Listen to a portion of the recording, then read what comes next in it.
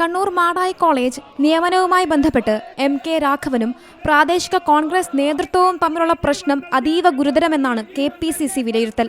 തർക്കങ്ങൾ പരിഹരിക്കാനായി ചെയർമാൻ ഉൾപ്പെടെയുള്ള 3-അംഗ സമിതിയെ ഇന്ന് തീരുമാനിക്കും. അതേസമയം മാടായി കോളേജ് നിയമന വിവാദം പ്രാദേശിക വിഷയമാണെന്ന് പറഞ്ഞ പ്രതിപക്ഷ നേതാവ് VD സതീശൻ വിഷയം KPCC ഇടപെട്ട് രമ്യമായി പരിഹരിക്കുമെന്നും വ്യക്തമാക്കി.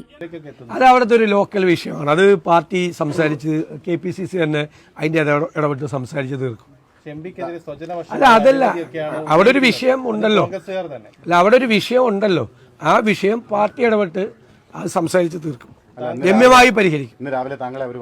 തീർച്ചയായിട്ടും എന്നോട് അവർ സംസാരിച്ചിരുന്നു.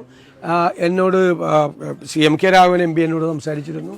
ജില്ലാ കോൺഗ്രസ് കമ്മിറ്റി പ്രസിഡന്റുമായിട്ട് ഞാൻ ഈ വിഷയം സംസാരിച്ചിരുന്നു.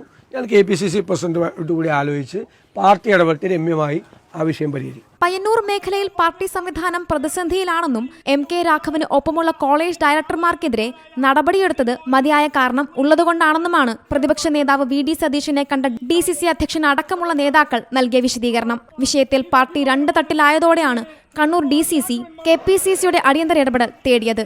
അതേസമയം MK രാഘവൻ AICC KPCC നേതൃത്വങ്ങളെയും പരാതി അറിയിച്ചിട്ടുണ്ട്. ഇത്തരത്തിൽ പാർട്ടിയിൽ തുടരാനാവില്ലെന്ന് രാഘവൻ മുന്നറിയിപ്പ് നൽകിയതായാണ് വിവരം. സീ മലയാളം ന്യൂസ്, കണ്ണൂർ.